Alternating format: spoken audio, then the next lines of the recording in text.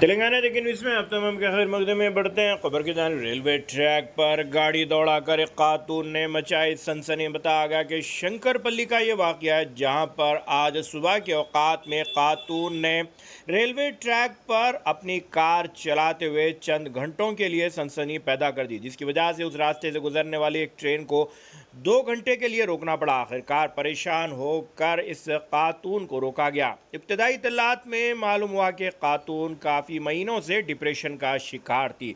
इस सिलसिले में इसे हिरासत में लेकर तहकीकात जारी है। अगर अभी तक आपने चैनल को सब्सक्राइब नहीं किया तो फौरी कर लें। आलमी, मुल्की, रियासती, मुकामी खबरों के लिए देखते रहिए आपका अपना चैनल तेलंगाना दक्कन न्यूज़।